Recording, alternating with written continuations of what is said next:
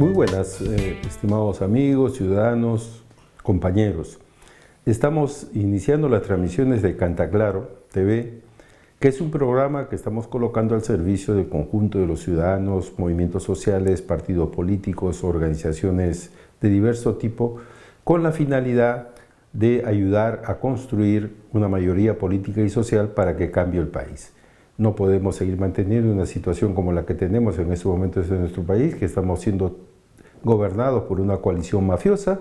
y creemos que es importante los instrumentos comunicacionales. Ponemos al servicio de la ciudadanía este instrumento y le pedimos a todos los ciudadanos que puedan comunicarse con nosotros para presentar sus denuncias, sus reclamaciones y darles la tribuna que corresponde para poder demandar cambios efectivos en las políticas nacionales. Nosotros en esta semana estamos iniciando estas actividades y queremos resaltar algunos de los temas más relevantes que han ocurrido en esta semana. Hemos estado desde el 19 de julio hasta el día 29 de julio en marchas constantes en la ciudad de Lima de diversas organizaciones protestando contra las políticas del gobierno y sobre todo por justicia y dignidad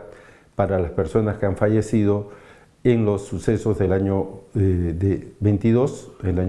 diciembre del 22 y hasta marzo del 2023. Estos sucesos están debidamente documentados, la responsabilidad que ha tenido el gobierno y por lo tanto la responsabilidad que tiene directamente la Presidenta de la República, sobre la cuales han recaído investigaciones de parte de Amnistía Internacional, la Comisión Interamericana de Derechos Humanos, diversos organismos independientes que han manifestado que incluso existe una responsabilidad inmediata frente a los crímenes ocurridos frente a nuestros hermanos del sur, particularmente Puno, Ayacucho, Apurímac, algunos de Lima, como el caso del señor que falleció en la avenida Bancay, y tenemos así diversas situaciones que se han ido presentando y una gran cantidad de heridos que ha meritado en estos momentos que el Ministerio Público haga una denuncia formal constitucional producto de esta investigación, imputándole el cargo de homicidio calificado y lesiones graves al gobierno de Dina Boluarte, sus ministros y todos los mandos que han participado activamente en este proceso de represión. Entonces, estos señores, la mayoría de compañeros, se han movilizado y se han desplegado por la ciudad exigiendo justicia. Y al lado de ellos, el conjunto de organizaciones sociales y políticas que han expresado tras estas marchas su reclamo y su deseo de que haya un adelanto de elecciones, su deseo que haya un cambio de constitución, su deseo que haya justicia, paz y dignidad en nuestro país y su deseo porque hayan políticas sociales y que tengamos un gobierno, que lamentablemente no lo tenemos. Y esto también se ha visto graficado en el lamentable discurso del mensaje de la Nación del 28 de julio que diera Dina Boluarte. Un discurso que incluso pudimos verlos todos,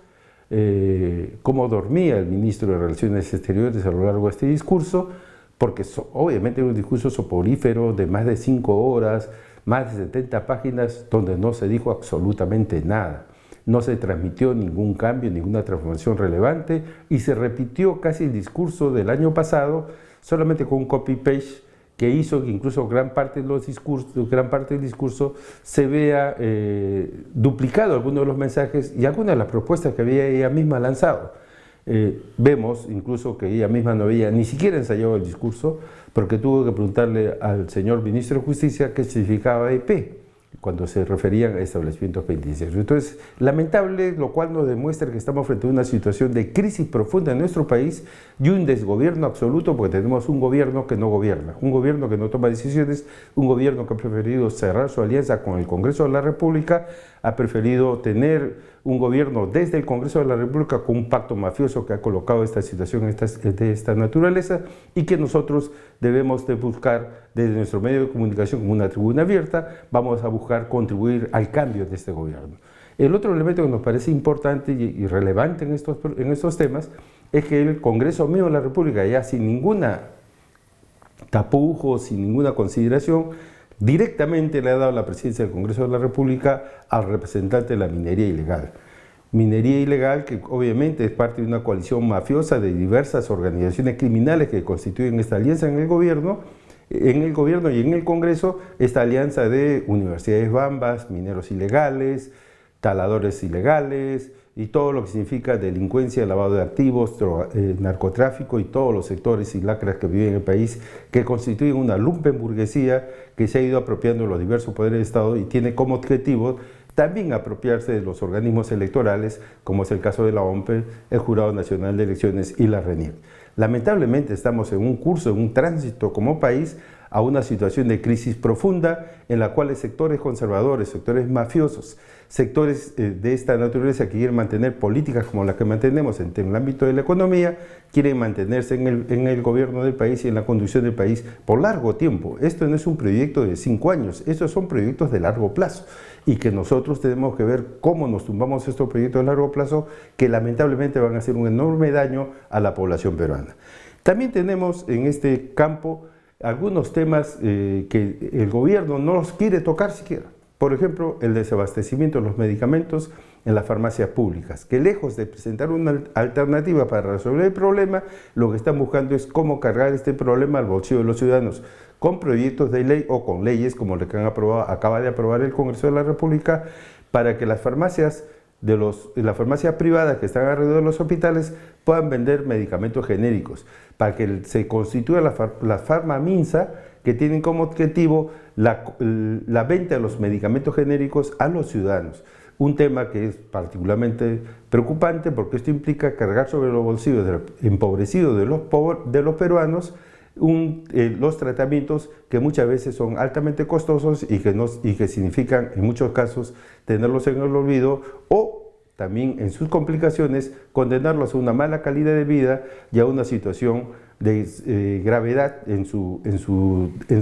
progreso de sus tratamientos. Esto, por ejemplo, podemos verlo con personas con diabetes, no pueden dejar de consumir sus medicamentos, personas con VIH no pueden dejar de consumir sus medicamentos, personas con cáncer y personas con una serie de patologías crónicas no pueden dejar de consumir sus medicamentos y lamentablemente este Estado, este gobierno incapaz, ineficiente, está colocando a todas estas personas en situación de peligro de muerte. Entonces tenemos además, como resumen, que este gobierno no está matando solamente con balas, sino está matando producto de su incompetencia a muchos ciudadanos peruanos. Y además tenemos que en estos meses,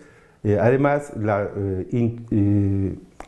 actitud intolerante de parte de la presidencia en la parada militar de haber dicho tu mamá a una persona que la acusaba de corrupta, cuando significa una actitud intolerante, una actitud realmente faltosa de nuestra Presidenta de la República que nosotros rechazamos contundentemente. O sea, estamos pues obviamente, estamos diciendo con mucha claridad que esto es un gobierno de mafiosos, de corruptos, de delincuentes y que en este caso esta actitud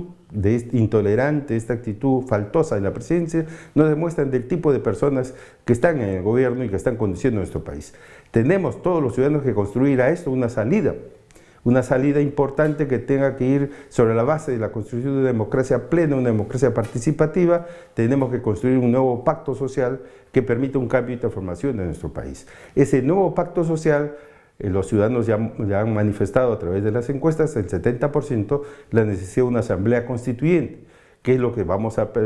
plantear y vamos a reclamar, vamos a exigir y vamos a dar los elementos de todos estos aspectos a lo largo del desarrollo de este programa que estamos inaugurando Canta Claro. Estamos también buscando una salida que no solamente signifique el cambio del gobierno, sino que sea un gobierno disruptivo el que tengamos que construir en el año 2026, un gobierno disruptivo que implique cambios y transformaciones profundas y radicales en el país, un gobierno de cambios que permita que el país tenga un proyecto país de largo plazo y que logremos avanzar como ciudadanía y como nación a construir una sociedad justa para todos los ciudadanos, que permita que persiga el desempleo, que persiga la pobreza, que persiga todas estas lacras en las cuales vivimos, a que todos podamos tener empleo, un buen vivir, un país para todos, un país con condiciones adecuadas que defiendan los derechos de todos los ciudadanos. Y finalmente queremos también acá manifestar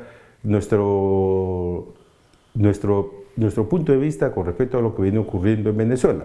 Creemos que es importante que se transparente el proceso electoral, que haya justicia efectiva en términos de respeto de todos los derechos de todos los ciudadanos y que podamos lograr en ese país una transformación efectiva en un gobierno que exprese la voluntad del conjunto de los ciudadanos, y en esa línea creemos nosotros que es importante profundizar una investigación de lo que viene pasando en Venezuela y que se haga justicia. Se investiguen todos los crímenes. No vamos a aceptar el crimen de ningún lado. Que se investiguen todos los posibles actos que puedan de alguna manera perturbar la voluntad popular y que se establezca efectivamente que toda sanción económica que pueda establecerse contra el pueblo de Venezuela también debe ser repudiada. No permitiremos, no aceptaremos ninguna sanción por parte de los gobiernos, del gobierno particularmente de Estados Unidos, porque esto implicaría seguir castigando al pueblo venezolano sobre los problemas que tienen que ver con sus gobernantes, con sus autoridades, con sus partidos políticos, que deben encontrar una solución a los problemas de crisis humanitaria en la cual ha entrado este país, con cerca de 8 millones de ciudadanos fuera de su país, producto de esta crisis y que está generando gran conflicto en el ámbito de la región. Debemos tener una respuesta integral para construir una salida democrática y una salida también con justicia social para todos los venezolanos. Esperamos que todos podamos participar en estas actividades de Cantaclaro TV y que podamos todos contribuir al fortalecimiento de este medio de comunicación y así colocar una herramienta de cambio y de transformación al servicio del pueblo peruano, sus organizaciones, sus ciudadanos y construir entre todos una alternativa que nos permita derrotar a la coalición mafiosa que viene gobernando nuestro país y a derrotar a todas las mafias y todas las coaliciones y todo el conservadurismo que se viene desarrollando en el mundo. Continuando con el programa, en estos momentos estamos dando el pase al doctor Julio Castro Gómez, quien nos hablará sobre lo acontecido el 28 de julio en Venezuela y las reacciones que han habido sobre estos temas en estos días. Alcanzando mis saludos a Cantaclaro, a quien damos la bienvenida y naturalmente deseamos el mejor de las performances, porque voces críticas de la realidad nacional e internacional necesitamos. Y por supuesto, a colaborar las diversas opiniones, voces democráticas y de izquierda en el país con Cantaclaro. En esta oportunidad para comentar algunos aspectos que están en el interés ciudadano. Sin duda, lo que ocurre en Venezuela luego del domingo 28 de realización de las elecciones generales es muy importante y porque además tiene mucha similitud y parecido con la experiencia que viviéramos los peruanos el 2021. Como sabemos, el domingo se realizaron las elecciones en Venezuela, elecciones en las que participó la oposición, además con figuras variadas, 8 o 9 representantes de diversos sectores de la oposición, todas ellas aceptando las reglas, las normas, las leyes, los códigos electorales correspondientes. Y lo que hemos expectado es que, anunciado y producido un resultado por parte del Consejo Nacional de Elecciones, el máximo organismo como es nuestro Jurado Nacional de Elecciones en el país, del resultado de este proceso de consulta en la que da una victoria clara respecto a Nicolás Maduro en relación con Edmundo González, uno de los representantes de la oposición, el que concita la mayor expresión de votos, como sabemos, ha salido de inmediato a cuestionarse, a hablarse de fraude por distintas fuerzas, tanto internas y sobre todo a nivel internacional, por las conocidas corrientes de la derecha internacional y también, por supuesto, de importantes opiniones de organismos y de países. Y creo que frente a esta situación, que además está acompañada por movilizaciones al interior de Venezuela, es importante tener una orientación clara y esperar de que actúen de acuerdo a las leyes electorales y cumpliendo su rol las distintas instancias, a que se den finalmente todos los informes que permitan total transparencia y resultados que no merezcan el cuestionamiento de nadie, y por supuesto el de los observadores internacionales que, como sabemos, han estado presentes en este día electoral de manera muy significativa. Casi 1 millar de representantes denominados por el gobierno venezolano como acompañantes o por observadores internacionales han estado presentes y durante el desarrollo del proceso mismo no existieron casi ninguna observación ni de los partidos de la oposición y por supuesto tampoco de estas instituciones. Y por eso me parece importante la opinión que se ha dado desde Nuevo Perú, por Verónica Mendoza, de esperar, demandar que estas instituciones observadoras expresen, particularmente aquellas que tienen que ver con Naciones Unidas, con el Centro Carter y por supuesto de otras instituciones muy respetables a nivel internacional.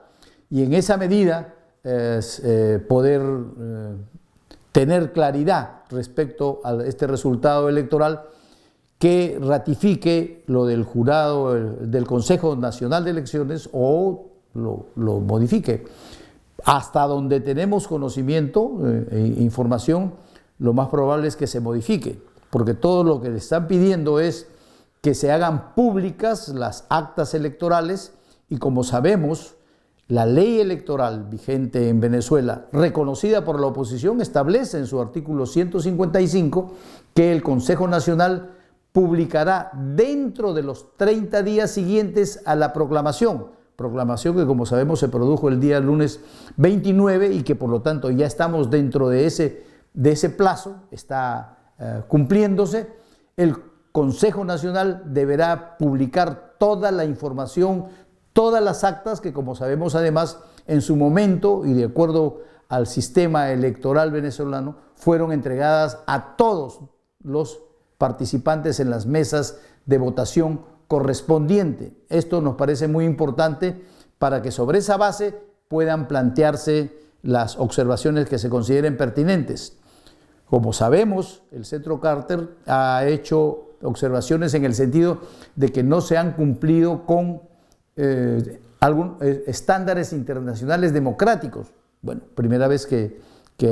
se formula después de realizado el proceso electoral, antes no lo planteó. Y en segundo lugar, no ha hablado de fraude electoral como sí lo ha hecho esta parte de la oposición venezolana. También es necesario recordar, sin embargo, de que este fraude que se levanta tiene todas las características de lo que ocurrió en nuestra experiencia el 2021. O sea que nosotros sí conocemos el comportamiento de sectores que van a los procesos electorales y que sin embargo desconocen los resultados cuando estos les son adversos y llaman fraude sin aportar con las pruebas necesarias, indispensables para sustentarlo, como ocurrió en el país y como hasta ahora se espera que la oposición en Venezuela, más allá de dar sus propios resultados, alcance y lleve adelante la demostración práctica de que se ha producido un fraude en Venezuela. De más está señalar de que esa experiencia nuestra demostró que la publicación de actas electorales, de desconocimiento de electores en el sur del país, en el centro del país, todas ellas fueron desmentidas categóricamente en su momento y los propios organismos internacionales ratificaron los resultados electorales en nuestro país. Nosotros esperamos que ocurra luego de la presentación de los documentos que manda la ley electoral que ellos han acordado utilizar y reconocer, se proceda del mismo modo. De otro lado, no olvidemos tampoco la experiencia del presidente Guaidó y el rol que cumplió en ese momento la Cancillería peruana, que hasta ahora no nos ha presentado al país un informe de qué fue, en qué se basó el reconocimiento que la Cancillería peruana hizo de ese gobierno. La experiencia de Guaidó, como sabemos, fue el reconocimiento de un presidente de la República sobre la base de que el gobierno de Estados Unidos, el Grupo de Lima, entonces Colombia, Perú, Chile, reconocieron a Guaidó y que sobre la base de ese reconocimiento de un grupo de países a nivel internacional se produjo la entrega para el manejo por el nuevo presidente Guaidó de ingentes recursos del erario nacional venezolano, Recordemos que la empresa filial de PDVSA en Estados Unidos fue entregada por completo al manejo de Guaidó. Recordemos que un tribunal en Londres dispuso que el depósito de más de 2.000 millones de dólares en oro que tenía el Estado venezolano fue entregado a Guaidó. Y recordemos que después de 4 años de manejo de estos recursos que no han dado cuenta a nadie y que por el contrario fueron motivos de denuncias de amplísima corrupción por los propios integrantes de las diversas corrientes de opinión en Venezuela, finalmente, después de 4 años, en diciembre del 2022, Guaidó fue desconocido y simple y llanamente clausurada la existencia de este gobierno. Y nuestra Cancillería, que respaldó a Guaidó, ha dicho algo, nos ha dado alguna explicación a los peruanos. Yo creo que el Congreso de la República debiera exigirle a la Cancillería, más aún cuando ahora también está teniendo una actitud agresiva en Venezuela, las explicaciones de estos comportamientos que nos merecemos los peruanos. Entonces creo que lo que tenemos que hacer es que se respeten y se cumplan las normas electorales en Venezuela, tal como manda la ley electoral, esperar, y ya debe iniciarse la presentación de toda la documentación, las actas, que como sabemos además fueron entregadas en el momento a todos los integrantes de las mesas correspondientes, de manera ordenada en todas las circunscripciones electorales de Venezuela, para dar la transparencia y presentar finalmente los resultados que deben ser respetados por todos. Hay que respetar además el derecho a la autodeterminación de Venezuela, hay que no alentar la violencia, sino por el contrario propiciar la paz, y en ese ámbito esperar que las autoridades electorales cumplan con la aplicación de las normas correspondientes. Bien, Julio, muchas gracias por tus opiniones siempre centradas y con respecto al tema que hemos tratado en un momento tan polémico, que nos parece valiente tus puntos de vista, porque estamos en pleno debate de estos temas, tanto a nivel de los colectivos y organizaciones políticas, sociales y ciudadanos. Es importante esclarecer estos puntos de vista. Ahora pasamos con Eduardo Cáceres, quien nos dará una visión de la situación política en términos de las perspectivas, y desde su punto de vista filosófico, político, nos va a esclarecer hacia dónde va tanto el país como en el ámbito internacional y qué cosas tenemos que construir sobre estos procesos. Agradezco a los compañeros de Cantaclaro y los felicito por esta iniciativa, por la invitación que me han hecho a compartir con ustedes, compañeras y compañeros, algunas apreciaciones sobre la situación política que vive nuestro país. Estamos ya culminado el mes de julio, ingresando al mes de agosto, ingresando ya en pleno segundo semestre del año 2024, y lo que constatamos en nuestro país es que la grave crisis que, si bien veníamos arrastrando desde el año 26-27, se profundiza a partir de diciembre del año 2022. Esta grave crisis, continúa abierta y sus principales manifestaciones incluso continúan agudizándose. Es indudable que vivimos bajo un régimen que ha optado claramente por la represión, por el desconocimiento de los derechos, por la arbitrariedad, por la prepotencia y por la impunidad. Más allá de los crímenes de los cuales son responsables, es un régimen, este régimen en el cual conviven Congreso y Ejecutivo, en el cual las medidas de impunidad se extienden más allá de su propia ejecutoria, y como hemos visto y constatamos cotidianamente, buscan también incluir a quienes perpetraron gravísimos crímenes en las décadas del conflicto armado interno. Y llegan en los últimos días a esta extrema provocación de aprobar la restitución de una pensión vitalicia para el expresidente y dictador enjuiciado y condenado Alberto Fujimori y Fujimori.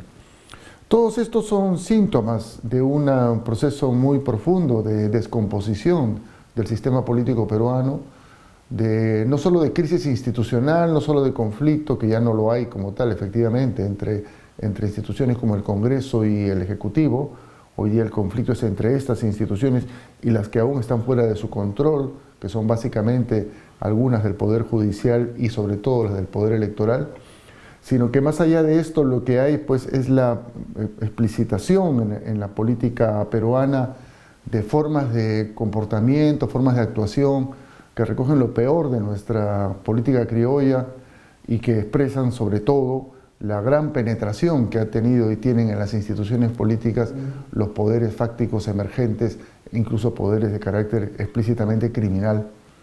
Ha sido emblemático en ese sentido la elección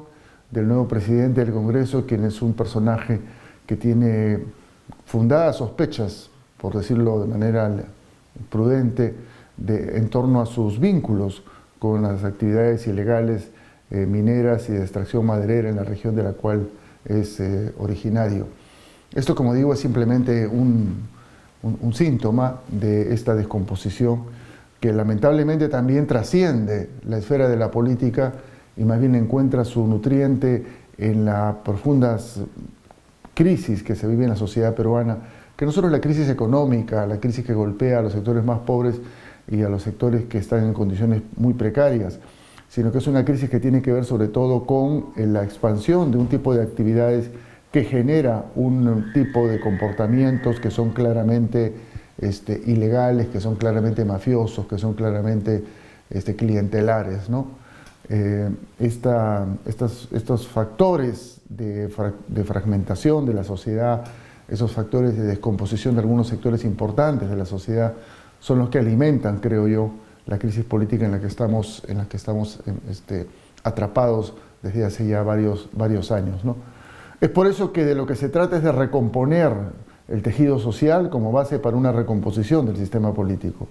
Solamente con un tejido social que se rearticule en torno a intereses comunes, que comience a expresarse de manera civil, ciudadana y democrática, que combata en las calles, ¿no?, con oportunidad, ventaja y límite, como se decía en otros tiempos, es que será posible pensar en una recomposición de la política. Saludamos el hecho, y somos copartícipes y protagonistas del mismo, de que el movimiento Nuevo Perú por el Buen Vivir haya logrado su inscripción, así como otros movimientos que representan también propuestas de cambio y que se han ido inscribiendo en estas últimas semanas y meses. Esto es un hecho saludable que abre la posibilidad de construir un instrumento político para la transformación y un frente de todas las fuerzas progresistas y de cambio para la transformación de este país. Pero estos proyectos políticos, y en particular el proyecto político del Movimiento Nuevo Perú por el Buen Vivir, solo tendrán vigencia y viabilidad si es que se enraizan en la sociedad, si es que apuestan fuertemente como primera y fundamental tarea a recomponer las relaciones deterioradas hoy entre individuos y personas y comunidades para comenzar a construir sujetos sociales renovados, vigorosos, que recojan lo mejor de nuestras tradiciones, pero que también asuman una agenda de cara a los desafíos del mundo del presente. Y en ese sentido, las tareas de la comunicación, por ejemplo, son particularmente importantes porque son un mecanismo a través del cual podemos ir vinculando agendas, intereses, luchas, e ir construyendo confianzas, e ir construyendo identidades compartidas. Creo que al ingresar entonces a este segundo semestre del año 2024, después de haber constatado una vez más en este esperpento que nos presentó la señora Boluarte el 28 de julio, que estamos en un barco a la deriva, creo que de lo que se trata es de, como digo, recomponer sujetos, retejer relaciones, apostar fuertemente por reconstruir lo que se ha deteriorado en la sociedad y desde ahí proyectar liderazgos y discursos que apunten a darle una salida a la grave crisis política que vive nuestro país. Bien, muchas gracias, Eduardo, muy pertinente su punto de vista. Como ya lo hemos dicho en la introducción, estamos colocando este medio al servicio de todos los ciudadanos. Canta Claro es una tribuna abierta para todos y por lo tanto les pedimos que puedan mandar sus mensajes, sus comunicaciones, sus diversas denuncias que tengan con respecto a los problemas que tiene el presente gobierno y los gobiernos locales y gobiernos regionales a las direcciones que se encuentran en pantalla para que nos puedan comunicar y nosotros tomaremos contacto con ustedes y podemos también podemos hacer que participen en esta tribuna presentando sus denuncias. Hasta luego, nos vemos el próximo fin de semana.